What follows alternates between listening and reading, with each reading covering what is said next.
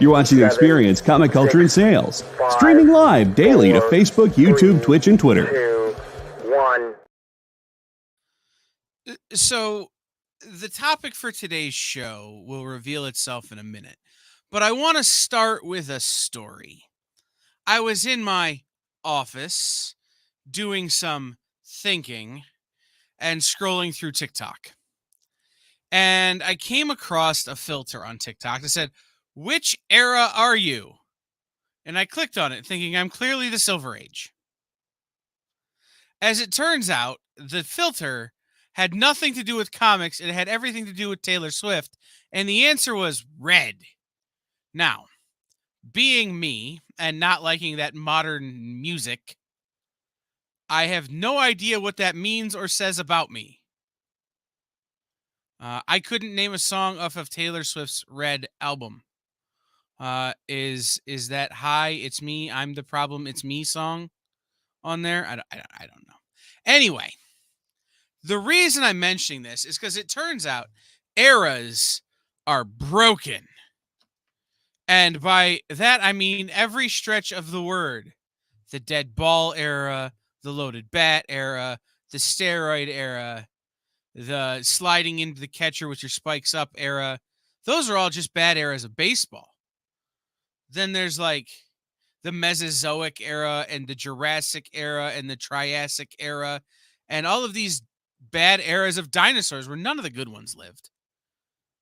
And so I've come to the inevitable conclusion that eras are broken. Or maybe not. I don't know.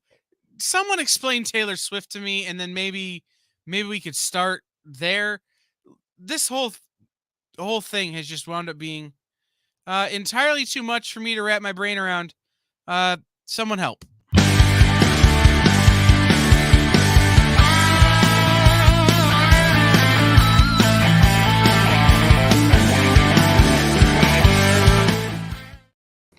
Hi, it's me, someone to help.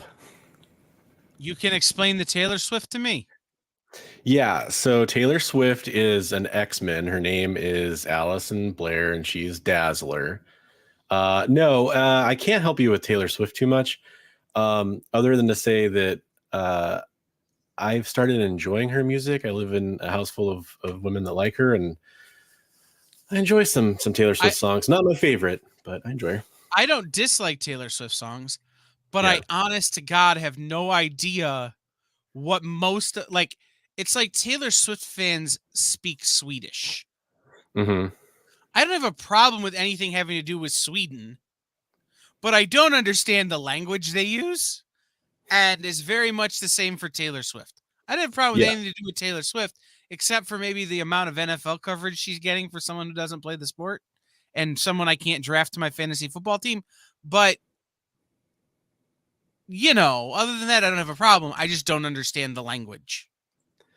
Yeah, I mean, all I know is that if she's the game, you want to start Travis Kelce. That's kind of the fantasy relevant advice. But yeah, it's a tough one.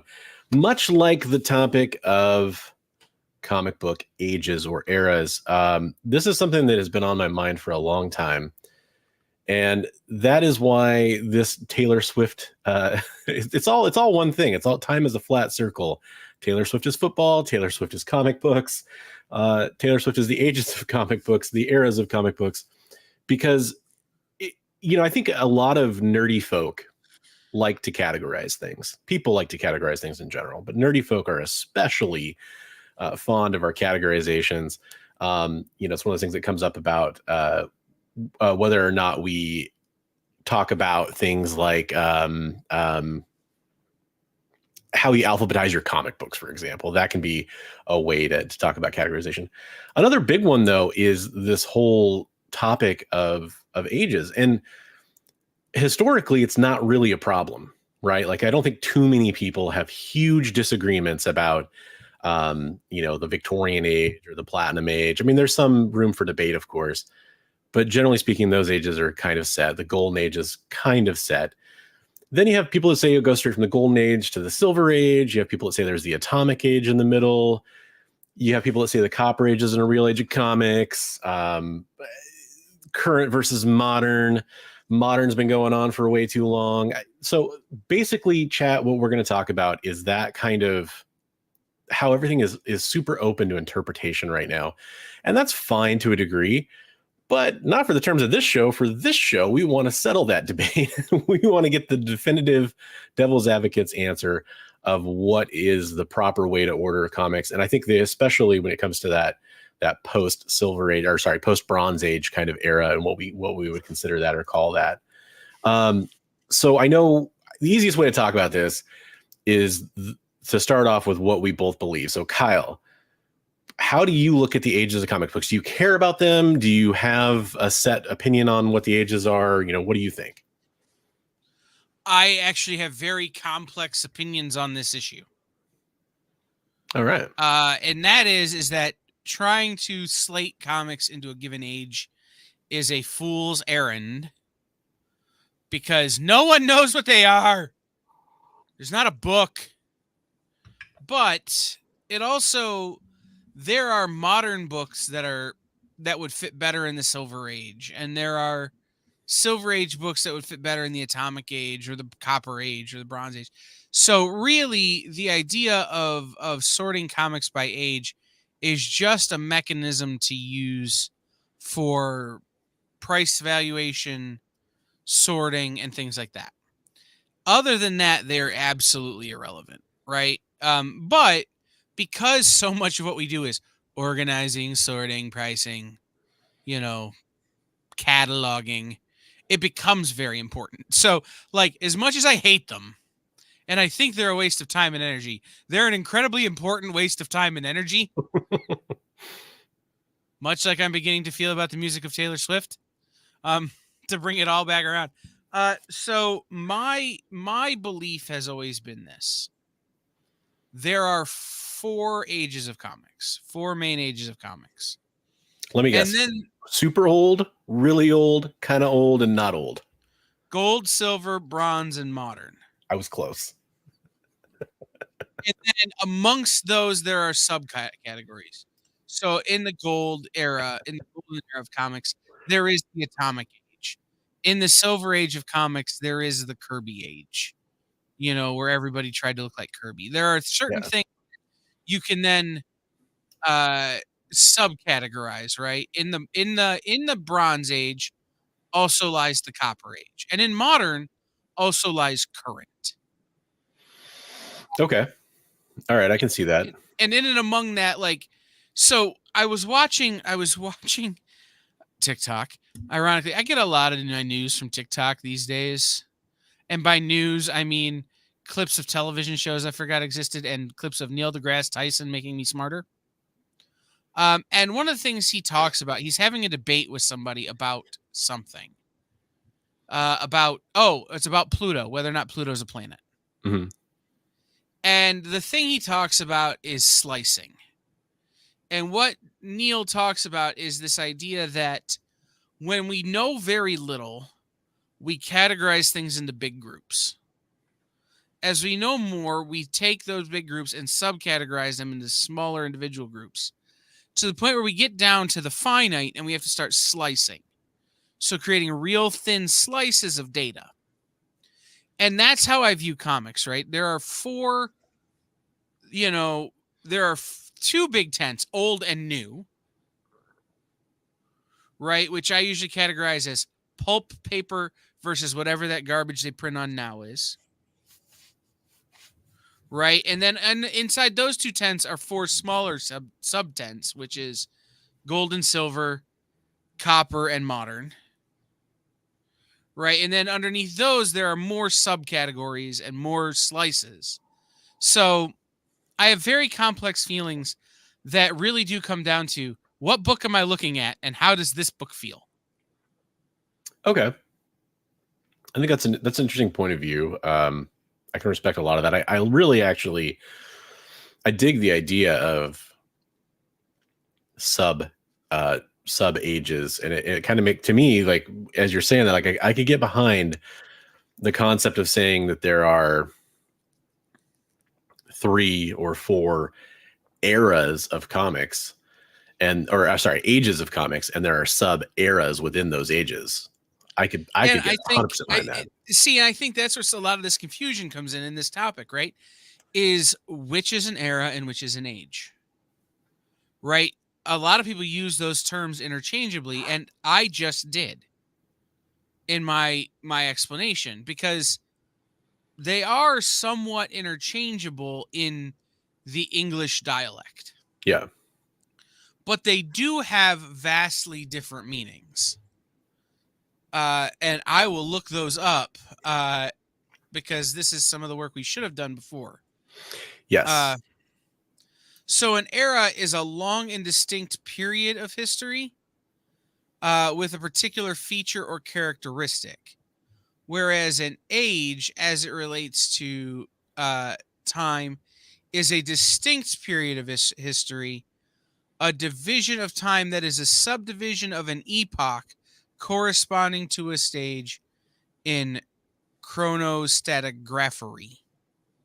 I'm sure I said that wrong. I mean, that's so much clearer now to me. No, that actually, yeah. So biggest is an epoch, right? That's Yeah.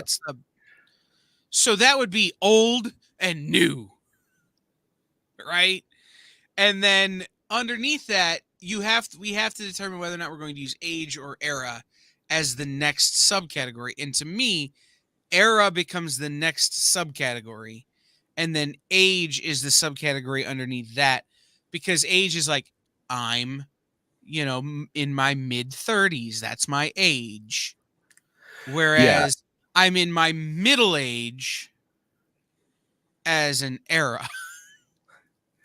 Yeah, I think for me it's I try to think of the actual, and I'm probably mangling it, but the actual history of life on Earth, and you have things like the Jurassic and Triassic age, and I believe those fall under an era. So that's where I kind of, maybe I'm mistaken about that, but that's where I thought I had that coming from. One thing that you said that was very interesting to me, and I'm curious to see if you might be able to pull an example of what you are getting at with that line of thinking. When you say that you think there are modern comics that could be part of the Silver Age, so in other words, more current comics, where are you coming from with that? Because I'm really curious about that. Oh, because of the way the comic is, what the comic is. So, for instance, Frank Miller writing Sin City now feels like Frank Miller writing Sin City in the 80s, which would technically fall into a different categorization based on whatever our categorization is. So Spawn is another great example, right? Spawn is a thoroughly modern comic, but there are things in Spawn that, because of the longevity of Spawn, make certain issues feel as though they're Copper or Bronze Age books. Gotcha. And so when we talk about, because a lot of what I, kind of what I started with is, we use this as a method of classification of comics. So how do we store? How do we sort? And sometimes it's easier to say, we're going to put all of our Spawn in this tab in this era. But if you're like me and you sort by age, now you're like, okay, does this Spawn go here or does it go there? And that's a good subgenre. Yeah. I don't have a problem with that. But the variant age could have also existed in the mid 90s. Yeah. So again, I would almost retailer exclusive age. Right. I would call this the needless speculation age. But anyway, Sure. No, that's another way to look at it. Right. So, but what I'm saying is so there's some books that sort of defy era or defy age. And those books are still modern. They're still modern books, but for the sake of my particular way I sort, sometimes they wind up other places. Because I'd rather have, here's another, for instance, we were just talking about before we went on the air. All of my turtles are in one place. And technically in the chronology, I just tried to re-say that big word because I have it right here in front of me. but in the chronology of my comics, that technically puts them in the Bronze Age, even though they came out 2 weeks ago. Right. Okay.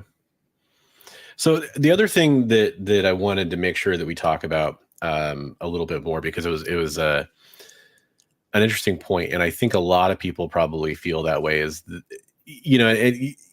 obviously you went on to say it does matter in certain ways to you, but you kind of said, like, it really doesn't matter except for valuation and organization, a couple other things. I actually do think that, to an extent, the history of comics, I think it does sort of matter in a little bit more of a, well, I want to use the word esoteric, but I don't think that really fits in this sense, but more of an abstract sense. I think the history of comics, when we talk about comic books 40, 80, 120 years from now, in different ages and eras, I think that we will look back and be able to clearly delineate certain things that happened in those time frames.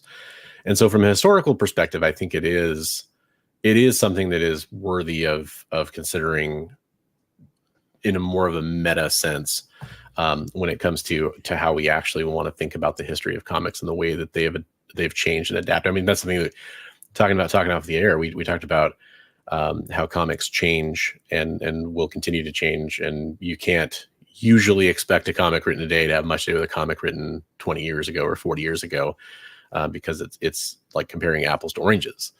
So I think in that sense, it is also, I'm a history guy. I love history. When it comes to, pretty much anything, world history, US history, you name it.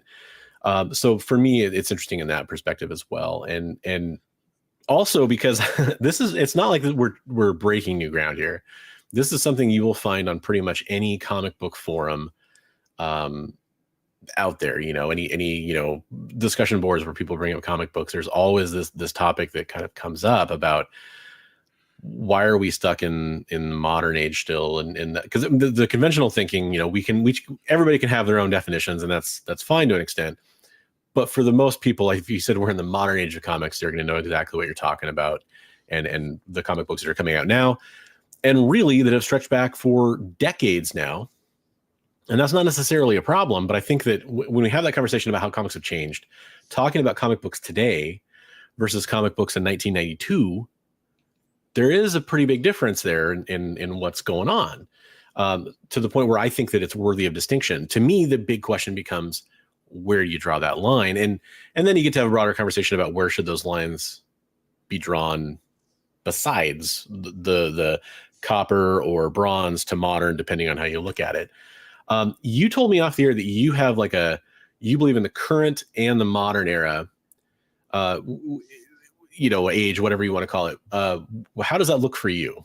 Before we get into that, I have an answer on age versus era. Oh, excellent. And I'll be honest, I can only equate it to dinosaurs. Because in order to figure it out, we've had to talk about thousands and thousands and thousands of years. So an epoch, I'm looking at the Pleistocene epoch, which is shy of an eon, is the largest structural form we give time.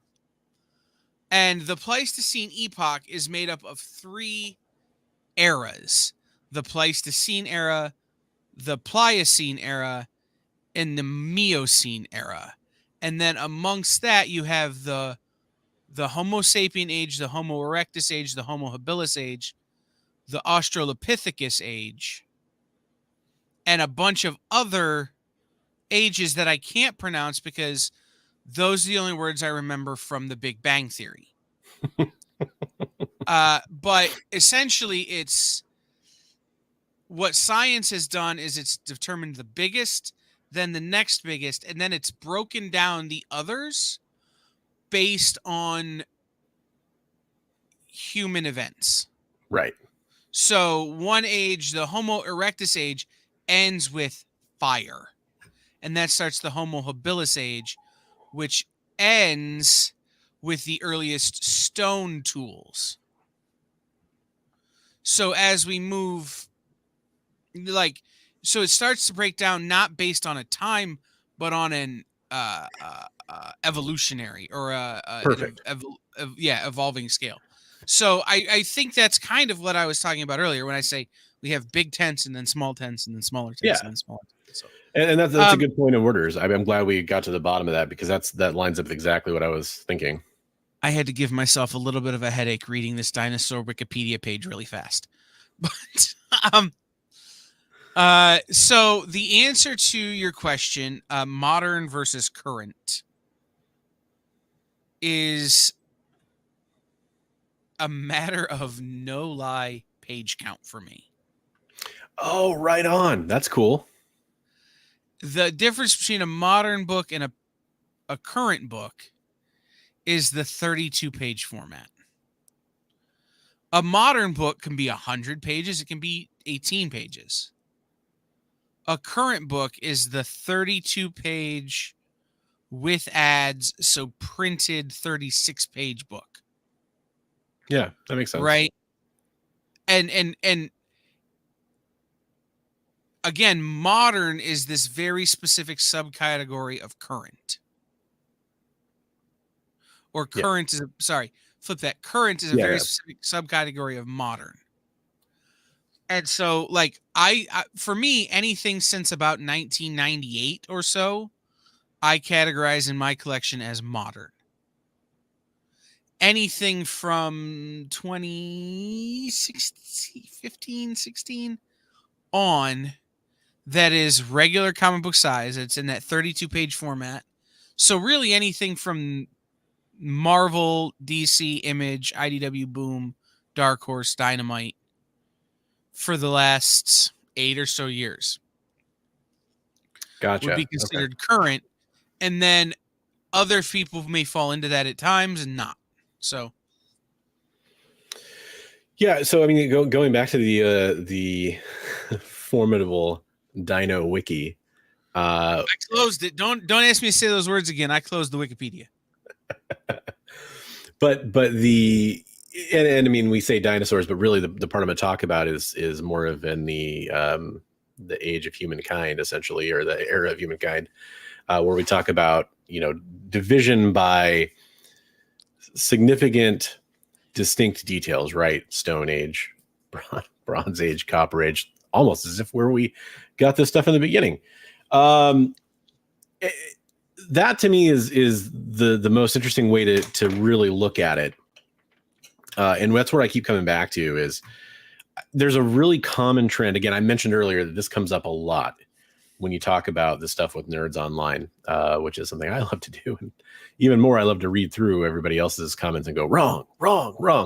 Everybody's favorite pastime, right? And invariably what comes up is that people say there should be like a foil age or a hollow age, like holographic age or whatever, like in the 90s, or now you could almost make the argument that it's the foil age now, or just like Collector P says, 2015 to present is the variant age, or I said it could be the exclusive age, or you said it could be the speculative age, to paraphrase.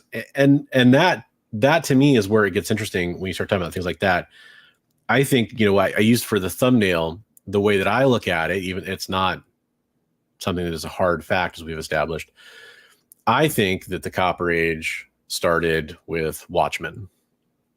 That's how I view the Copper Age, and right or wrong, that's just the way I look at it, because that was the birth of this tone of satirical rhetoric in comic books of taking this subversion of expectations and playing on the common tropes in comic books, and sort of darkening them for a more gritty and realistic time that as the 80s went into the 90s, that is what happened to a large extent. And I think that's perfectly in line, like Dark Knight Returns, that kind of stuff. So I think that is perfect. There's an irony to what you're saying, and I want to bring it to everyone's attention. So the YouTube channel Comic Book Historians, I don't know if you know this channel or not. I'm familiar with them, yeah. They list 8 ages of comic books. The Platinum Age, which is 1897 to 1937. the Golden Age, which is 1938 to 1947, the Atomic Age, which is 1948 to 1955, the Silver Age, which is 1956 to 1969, the Bronze Age, which is 1970 to 1984, the Dark or Copper Age, 1985 to 1991, which is literally what you just said. Yeah. The Extreme Age from 1992 to 1998, which I think is a very good title for that era in comic book collecting. And then the Movie Age, 1998 to 2016. Don't know how I feel about that one, but I understand the logic at least. Right. And I think that's one particular YouTube channel sort of breaking things down in a way that they can use so they have formulary language. Mm-hmm. So they could say every time, okay, we're talking about a Movie Age comic, right? Because I don't think the Movie Age necessarily ended in 2016, but I think it's a fair way to sort of, again, block sections. Yeah, so absolutely. For me, the thing about the Dark Age or the Copper Age is that it was also it was the beginning of the bubble. Yeah. Right? It was the blowing up of the bubble. And so I don't think you can separate the late Bronze Age, the Copper Age, and the Extreme Age from each other. In a big sense of, this was this time where we saw insanely high growth, the bubble burst, and the bottom fall out. Right? Like, all happened in that, what is that, a 20-year, 30-year span? 1988 or 1984 to 1988. So, I mean, you're really looking, call it 1980 to 1990. Right? So a 10-year span? Or 1980 to 2000. So 20-year span. Right? You're seeing some of the biggest landmark moments in our industry happen there. And so I think separating those eras is just adding to the confusion. But I think having those separations in terms of what was published is super important. Yes. Well, and I think that comes right back to the point of you having the idea, you know, and again, to kind of rephrase that, the eras and then the ages within that, or again, whatever subdivision you want to use, that's a perfect way to kind of encapsulate those two thoughts. Yeah, no, I think too, is there, and this is a question that I wanted to ask the chat, and I want to ask you your opinion on. I hear talk about the Stan Lee era, the Steve Ditko era, where people are instead of saying, okay, this is based on time or this is based on achievement, this is based on the contributions of an individual. So the Stan Lee era is the era where Stan Lee is the chief creative force behind Marvel. The Carmine Infantino era is where Carmine is the chief creative force at DC.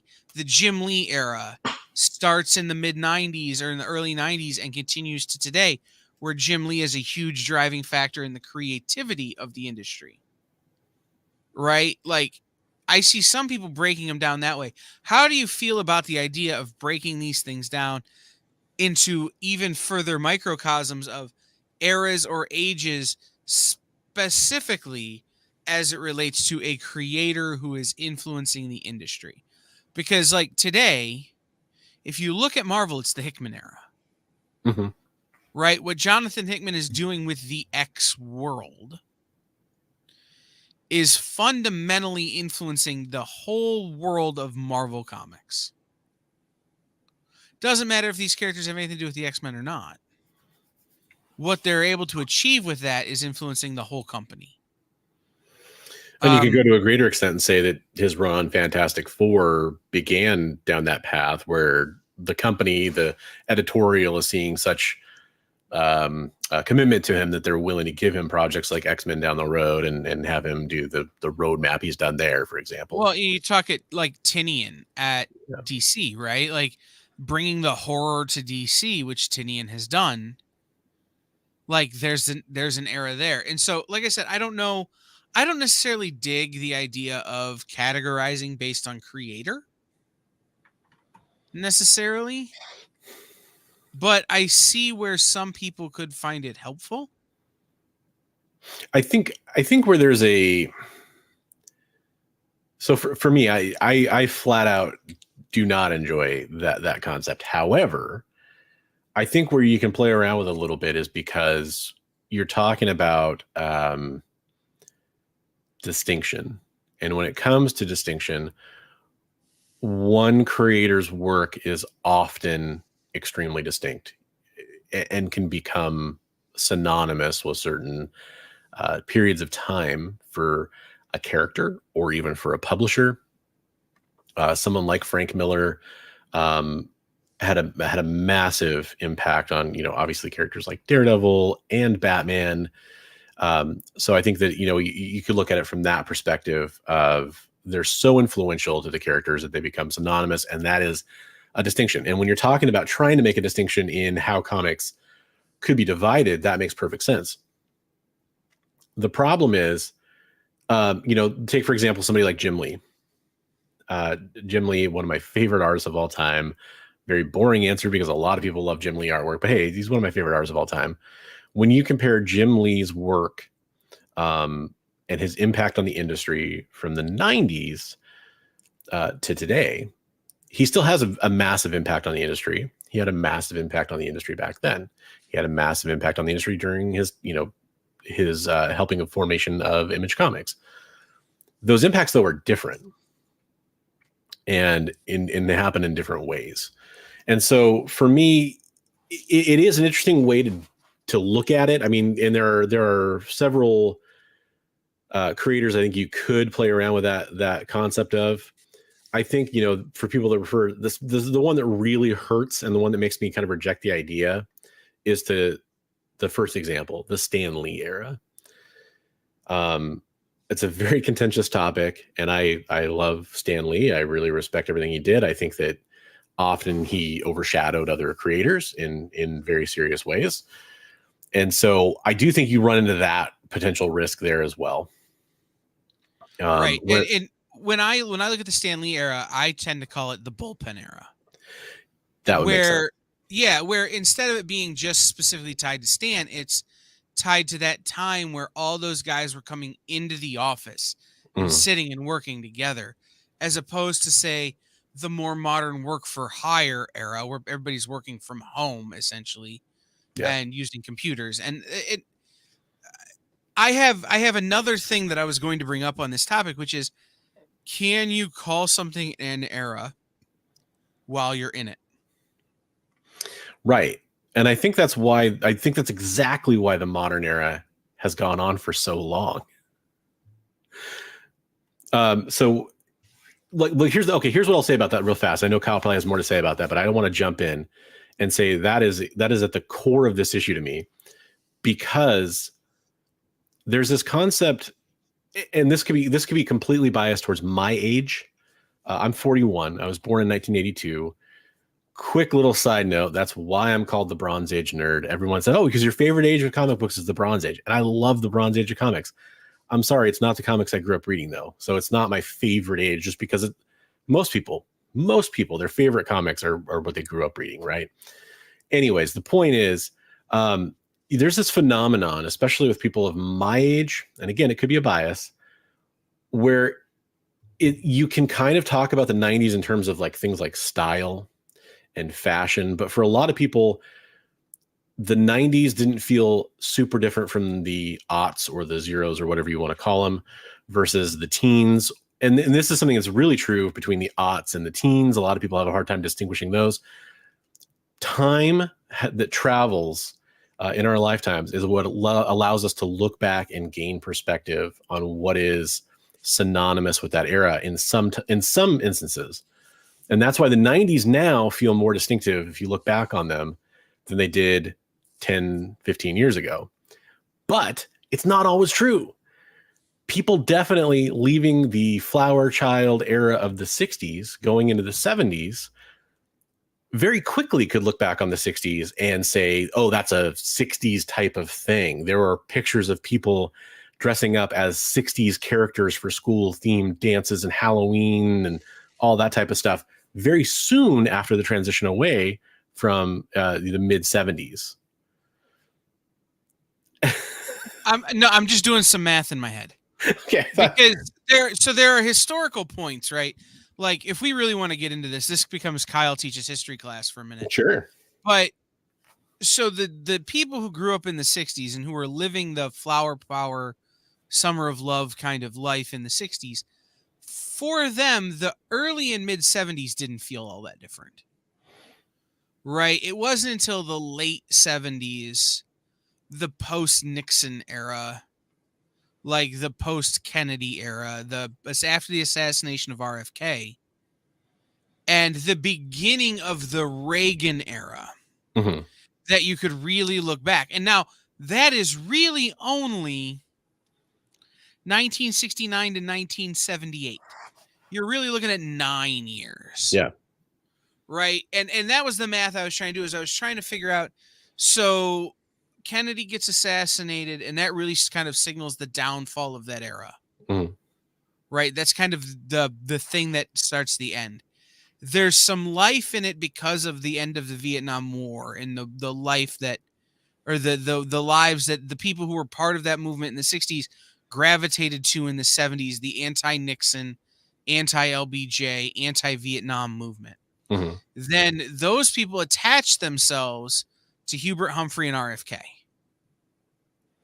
When RFK gets assassinated and Hubert Humphrey loses the presidential election, that ushers in this new sort of, again, the second Nixon administration, the impeachment, the Gerald Ford era, which ushers in the Reagan administration, which is really, when Gerald Ford becomes president, that's like the last nail in the coffin, right?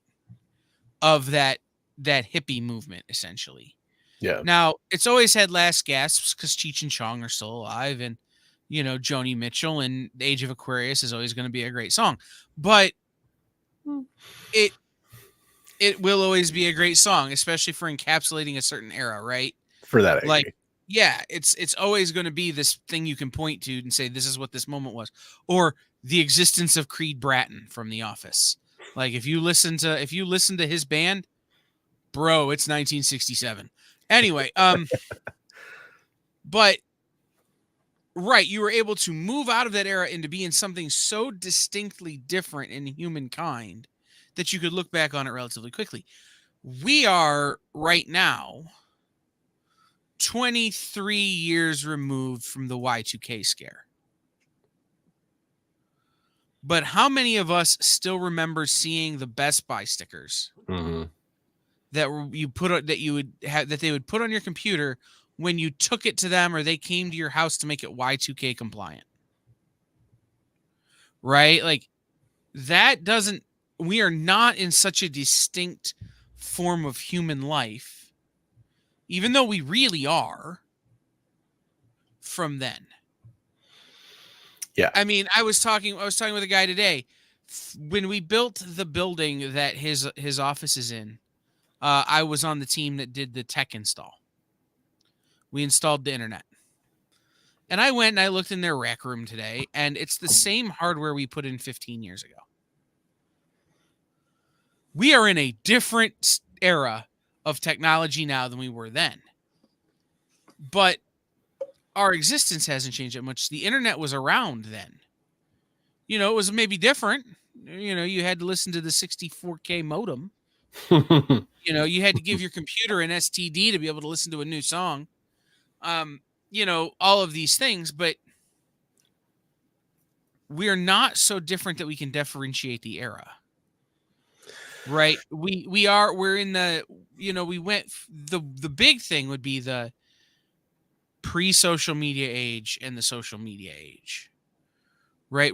But the technology hasn't changed. So what I'm kind of getting at is you can't really define an era while you're living it. It's why we can't say, oh, this is what the Jim Lee era was, or the Image era, which is, I think, a much better kind of classification of that era, That was my of next that point. time. Yeah, because you have Valentino and Starlin and Steranko, or not Steranko, Silvestri and Jim Lee and Larry Stroman and all of these guys who are founding Image, who are still working. We're not past the Image era. The Image era is still unfolding. But so is, you know, the Frank Miller era, the Alan Moore era. Because those guys aren't done. They might not be as prolific as they once were, but they're not done. We can start to define maybe now the John Romita Sr. era. Yeah. Or age. The Marvel bullpen age, right? Because so many of those people are no longer with us. And I think that's another thing that we struggle with as collectors, right? Is that we want to say, oh, well, we're in this. We're living this, right? We're living the variant age. Well, we don't know that we're living the variant age. Who knows? I mean, if Dynamite had their way, the variant age wouldn't have even started yet, because they want, the variant age is kicking off next year with, we're going to do 130 covers for every book. I'm exaggerating, and I know Dynamite is not that way. They are, but they're not. It's this idea of, to classify what we're living now as we're living it is a fool's errand. Agreed. Because we don't know what it is yet, and we won't know likely until we're dead. Which for people like me, that's like in a year and a half. But for other people, like, that could be a long time. And so this idea of, if we're classifying anything anything from after I was born, we're doing it wrong. Right? Like, we can go ahead and classify the Bronze Age because we know what that was. That there was a time when that one ended. And it really, for me, ended with the death of Superman. Right? The Bronze Age really extends until the early 1990s, 1992, 1993. And then the modern age picks up because this modern publication style, these modern publishing practices, the barcode scanner, right, are all things that were invented in the early 90s, that came to prominence in the early 90s, late 80s, early 90s. So we know there was a time before that. And so we can classify that because that time is dead. Time is over. And we can't break down what's happening now as much because some of it is still happening. We can start to, in some cases, you could make a case for, there's an era that happened before the distribution wars, the first ones, right before Marvel bankruptcy. Before Joe Quesada. Mm-hmm. Right? There are things you can certainly start to subcategorize, but to define what the era is of currently, we just don't have the data yet. So on one hand, this is always so true. Sometimes I think when we have different opinions on things, it's funny. I agree with a big chunk of what you're saying, Kyle. I really think that it's tough to try to do too much work into defining what this era is, except for, I guess, so, as we're getting, closer to the end of the hour, I'll reveal a little bit of like how I actually view it. Cause I think it'll help inform my reply to that. Like I was alluding to earlier, I personally think that the Bronze Age, some people say it ends in 82, some people say it ends in 84, blah, blah, blah, blah, blah. I personally think it goes up to Watchmen. And to me, Watchmen is the beginning of the modern age. And Watchmen, I think is 85 or 86. I can't remember. 85. Thank you. and then that to me starts the modern age. But some of which I believe before this conversation, some of which has been informed by this conversation. I think you can subdivide the modern age by how I just defined it. That's just my definition. Into, and you could say modern era. I actually think I prefer that term now. And you could subdivide that into certain ages. And I think you can do that to an extent. You just can't get too close to today.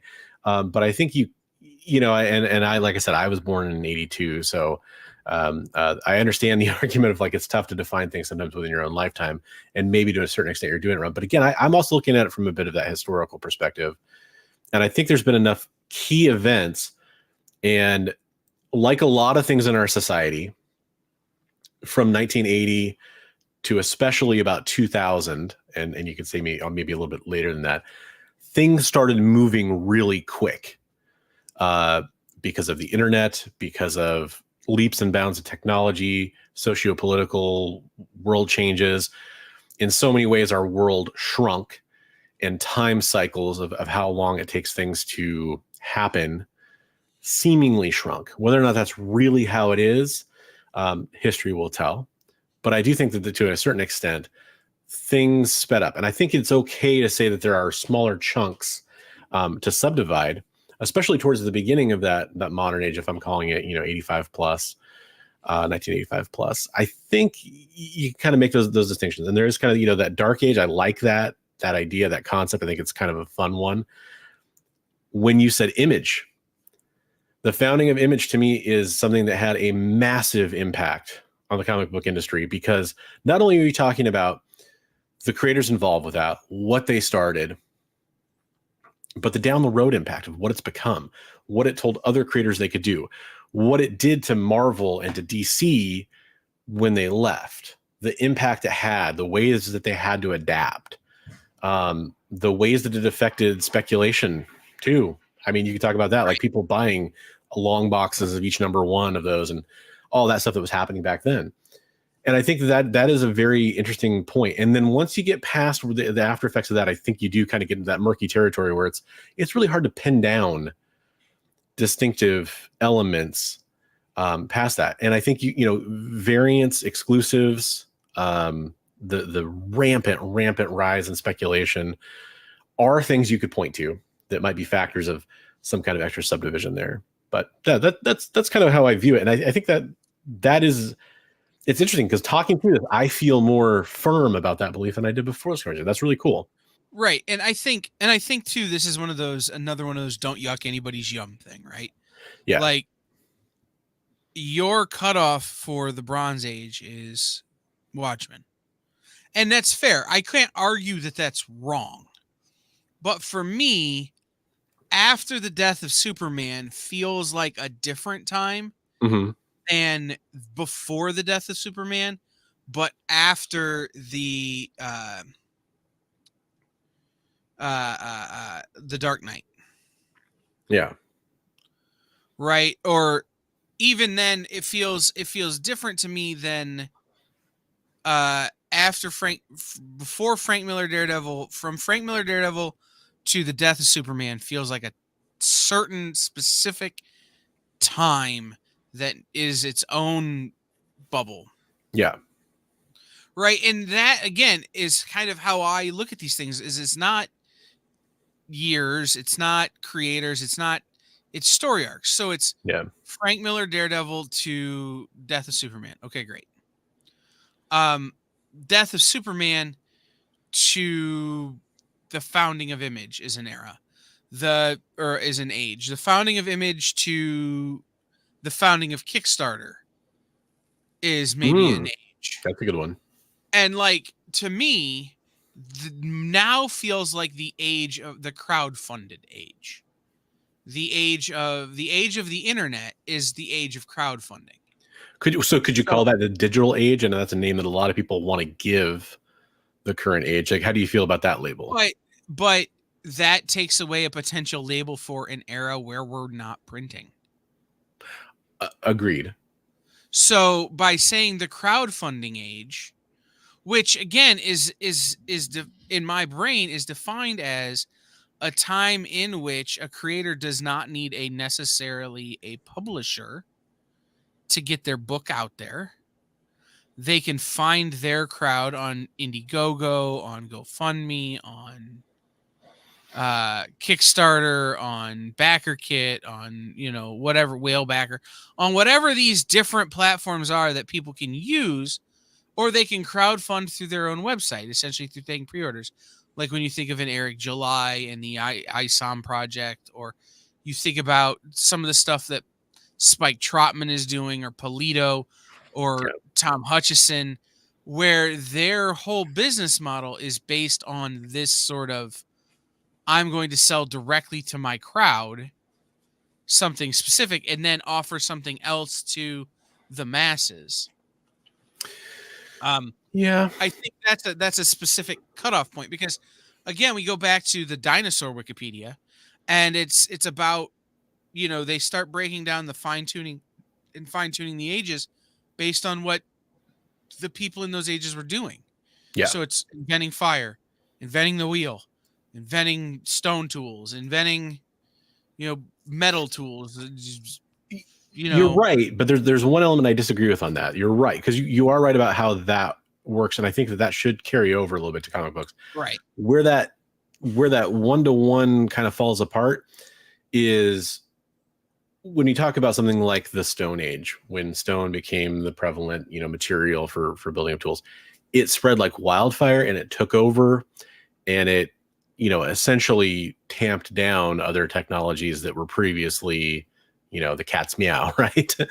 And I think the problem with some of, we talk about crowdfunding, for example, and again, I understand that we're running into the idea of, you really shouldn't try to define it while we're living in the middle of it. Well, and I'm saying crowdfunding is a part of the modern age of comics. Right.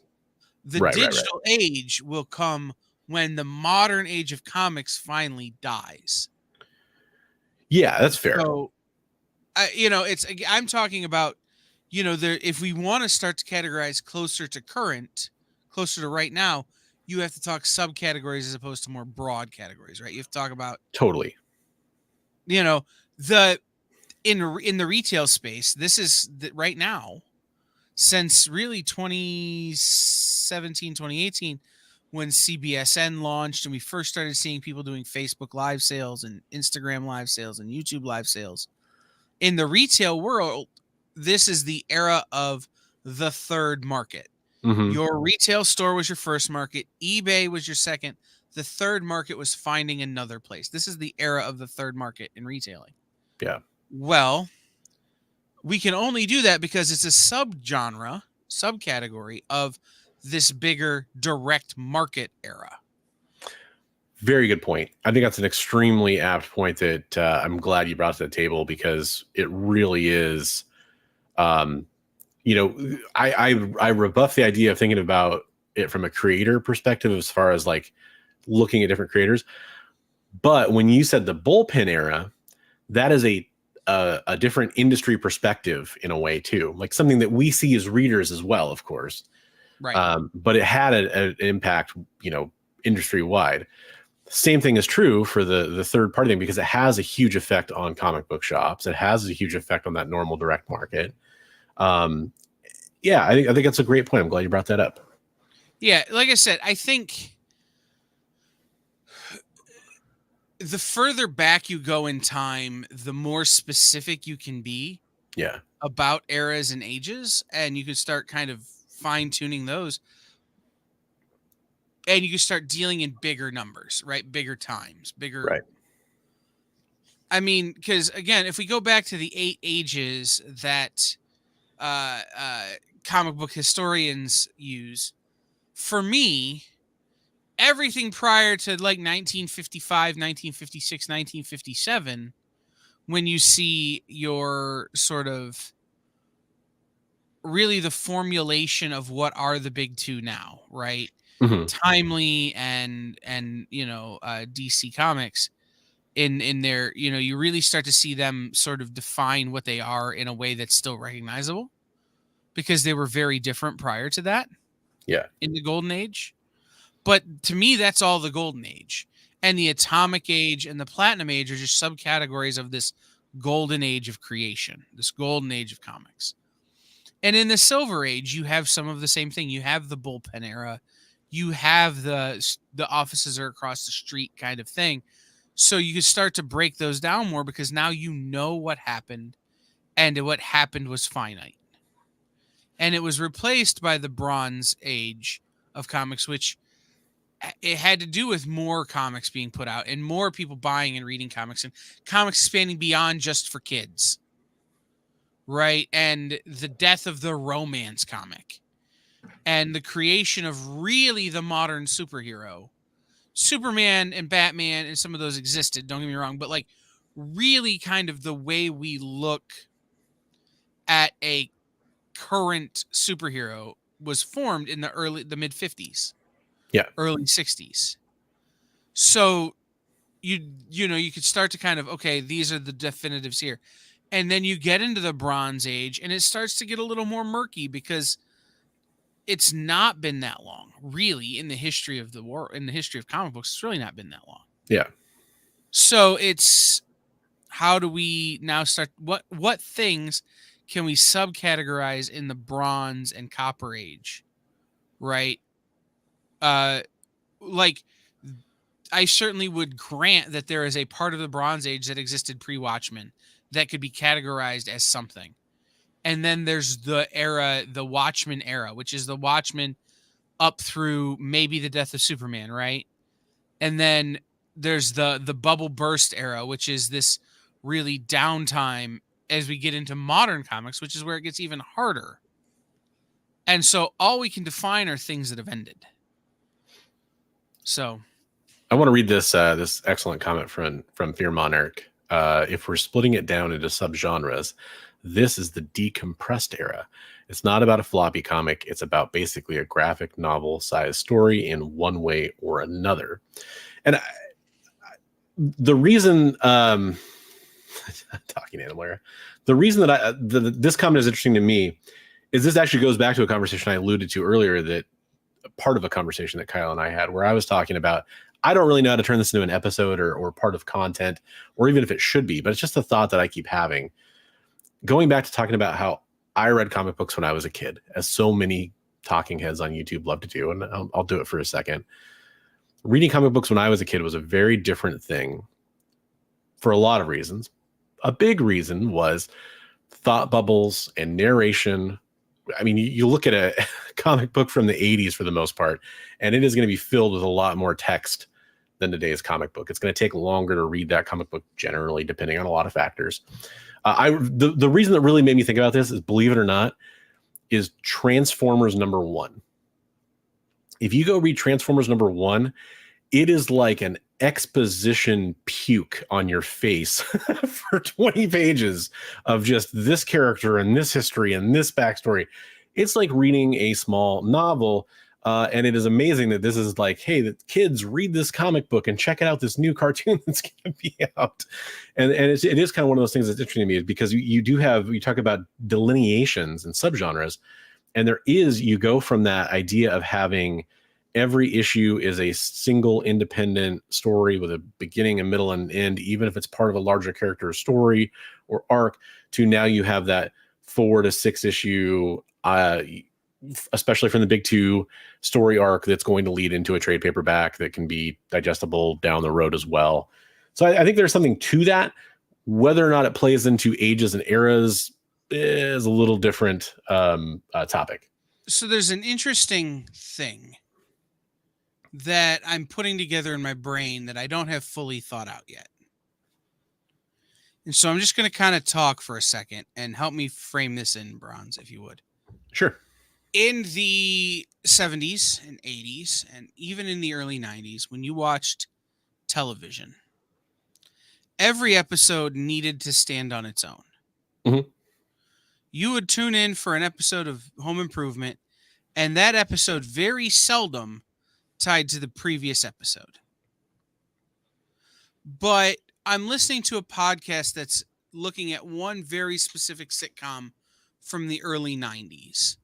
And there's a point where the people who are watching the sitcom, who are doing this podcast, make a note of this is the episode where the serialization starts, where the next episode is tied even loosely to the previous episode, and several episodes are tied together. And the reason that change came about in their estimation, and they worked in the television industry as writers and things at the time and actors, is that what networks found, and it's the same with publishing companies, believe it or not, I can point to exactly the same thing, is that if you told a story over 4 or 6 episodes, your ratings for those 4 or 6 episodes would be very similar. If somebody watched part 1, they're going to come back next week for part 2, come back next week for part 3, come back next week for part 4, and so on. What we're seeing in comics is a different trend with a not dissimilar result. So in comics, what happens when you publish a 6-issue miniseries? We're just going to make the numbers small and easy. If you sell 100 issues of issue 1, issue 2 is going to sell 50 issues. Issue 3 is going to sell 25 issues. Issue 4 is going to sell 15 issues. Issue 5 is going to sell 5 issues. And issue 6 is going to sell more than issue 5, but not markedly more. Then you launch a new number 1, and that sells 100 issues. And then issue 2 sells 50, and so on and so forth, and so on and so forth. What these publishers are realizing is that you can make your bread and butter off of the 5 people who are reading all the issues. If your issue 1 is good and your issue 6 is good. Because people are always good by firsts and lasts. It's trying to get them to buy those middle issues that is the hard part right now. Yeah. And so when we talk about the decompressed era or building towards a graphic novel, that's not what we're actually doing. It's the inevitable end result of the symptom of number 1s sell 4 times better than number 3. So if based on that strategy alone, if issue 1 sells 100 issues, what's issue 50 going to be selling? 2? 3? So this idea of having these long-running arcs is just being disproven by the consumer, which is again part of what I think. When I think about this current world we live in of comics, maybe this is the mini-series era or the short story era, right? There's a number of things that we could find out from these numbers, but we have to wait for these numbers to end, or we have to wait for this pattern to change to really be able to define what it was and how long it was and how much it was. Because we were talking, something we've been talking about all night is The Watchmen. And when we mentioned creator-based eras, I would love to be able to say that we're in the era of the Daves. Dave Gibbons and Dave Stevens lettering. It's a certain lettering style that you see in most comics these days are based on those two guys and their work, right? Hell, Comic Sans, the font that's on every computer that if you use, you're a bad graphic designer most of the time. But Comic Sans is based off Dave Gibbons' lettering of The Watchmen. That is a formative piece of data for our industry. Yeah. That is the start of something. So it's this idea of you have to start somewhere. So Fear Monarch, I'm going to come right out and call you out on that comment, man. It's not that they're hacks. It's not that they can't pace things out right. It's that consumers buy it in a way that ties their hands. Period. The number of I could count on 2 hands the number of outliers to that scale I just gave. Right? Books like The Walking Dead, That's what I was maybe thinking of. Batman.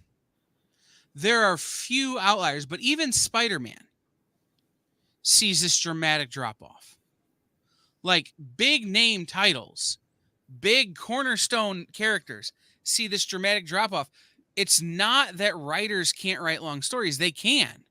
And you see it when they go do stuff at Image or when they go do creator-owned stuff, where however many issues or what they do is based on what they want, not based on what the algorithm and the sales data tells them is prudent.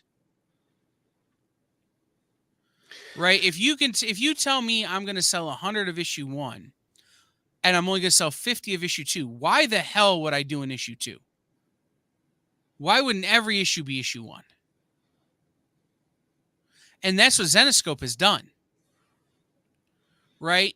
If you tell me I'm going to sell 25 of issue 3, I'm never going to write an issue 3 if I can sell 100 in number 1 and 50 in number 2. I'll take my 150 and start over.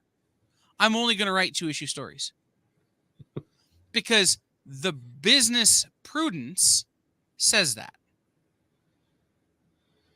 If I have a longer story to tell, I'll go take it to Image, or I'll self-publish, or I'll kickstart it.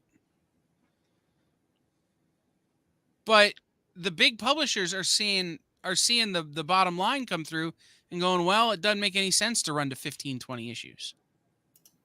The laws of diminishing returns are too high. So Fear Monic is actually coming. I mean, that echoes the point you made earlier about they're getting 6 issues and not telling a story until 5 because of the. And in fact, I can't remember. Maybe Fear Monarch came in the middle of that. I can't remember. Number 1 and number 6 in that 6 issue arc being the issues that have the most focus because they're going to garner the most sales. So I think there actually is some common ground there as far as that goes. And this is it's all scientific, right? There is a art of sales.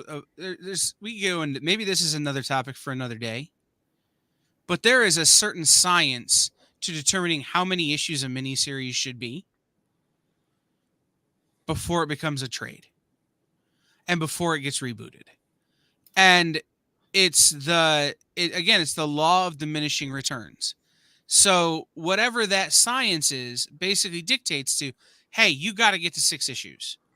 If that means issues 3 and 4 have to be a little slow and have to fill in the middle, then that's what they have to be. And if you watch our review show on Tuesday nights, if you watch Mint to Skim It here on The Experience, you'll see I oftentimes call these out. These issues are doing nothing. They're not moving the plot forward. They're filling a hole. But the reality is those are the 2 lowest selling issues of the series. And it has nothing to do with what's in them. They put a first appearance in them. It's likely only going to bolster the numbers 5 or 6%. So my counter argument to all of this, though, and I know that it's to a certain extent going to be like throwing a pebble into the ocean, but there is a bit of if you build it, they will come. Because so here's my example for that. The Walking Dead. You brought it up. It was exactly what I had in my mind. If storytellers are able to tell a story where you don't want to miss a single issue because you don't know what's going to happen, anything could happen. The stakes are whatever. It doesn't even necessarily have to be that, but that's obviously Walking Dead had that going on because somebody could die and was Rick going to die? Robert Kirkman very intelligently said early on that Rick could die at any time. You know, right? No one's safe, right? And frankly, I think that more publishers and more creators do need to take that risk. Doesn't mean that it's going to take over and that, you know, we already had The Walking Dead, which is hugely successful, obviously, and it didn't have a huge impact on how that is being done today in any real meaningful way. But if you string a few of those together, you might see a change. I do think that we've kind of wandered a little bit from the main topic at hand. Yes, and we'll save this topic for another day. Yeah, absolutely. But I just want to throw something out there just as a reminder when we go to The Walking Dead. You had The Walking Dead and you had Invincible. What happened to Oblivion Song? What happened to, I can't even remember the name of the next book that Robert Kirkman put out. What happened to the next book? And now we finally get around to Void Rivals. And it seems to have the legs that Invincible and Walking Dead had. But even someone like Robert Kirkman, who is as good as Robert Kirkman is, who has such an incredible team as Robert Kirkman has around him, to help him not fall into that trap, fell into that trap. Yeah. Yeah, Firepower. Firepower I Astounding Wolfman might be kind of in there as kind of one in between, but right. That's what I'm saying. Like, so even Robert Kirkman can't do it all the time. And so these businesses, which is what they are, have to make decisions based on that. So I think it's important to remember that when we start talking about, maybe we do call this the miniseries era, right? But we can't determine that till it's over. Because if this becomes the new normal for the rest of the history of comics, then this isn't an era. It's a new age, or it's not a miniseries age. It becomes a new era. Yeah. So, like I said, it's this thing that we're too close to it still. So my advice to the chat, Fear Monarch, those watching, try to help us, because it's something that I think we need to think about for a while. Try to help us come up with a one sentence topic for how to discuss that you would be interested in watching, because we love to talk about the things that you guys suggest and gals suggest out there. It is extremely important to us. You've seen us often talk about viewer mailbag, things that you guys bring up in chat. And we'd love to do that. However, one thing we won't be able to do is discuss it next week, because next week on Monday, there is no episode of Devil's Advocates, which is heartbreaking. It is something that is going to frustrate a lot of you. I know that there's going to be a lot of serious problems in the community because of this, and I understand. But we got you covered, because the following week, we will be back. Yeah, I do the show even without Bronze, but in-plane Wi-Fi is just not strong enough to stream. and to peel back the curtain even a little bit further, and to throw in a shameless plug, because it's for a shameless cause. On Saturday, which is Veterans Day, I'm doing a charity auction called Heroes for Heroes. You're more than welcome to come over on my channel on Saturday. There will be items donated by the EXP, or that'll be part of this event. Things might kick off a little bit earlier. They might end a little bit later as far as some extra events I'm going to throw in. But it's all for a cause called Mission 22 to help veterans and prevent things like veteran suicide. Hoping to raise a lot of money with a lot of cool original art and a lot of comic books. I have hundreds of items here that have been donated by community members and items of my own collection that I'm gonna auction off. So I'm probably still going to be shipping stuff out on Monday. It's a one-man operation over here. So I just want to kind of, that's another reason why I won't be here on Monday. The link to Bronze's stream for Heroes is in the chat right now. Head over there, click the little bell so you know when he goes live. And, make sure you support that. I would be there if I could, but I can't. And so I am going to be from afar wishing Bronze the best of luck, and that he raises many, many human dollars for that cause. I appreciate it. The last thing I'll say about it, we may even do something later, he and I, to help raise some extra human dollars, which will be awesome. The last thing I'll say is a lot of people are curious about the items.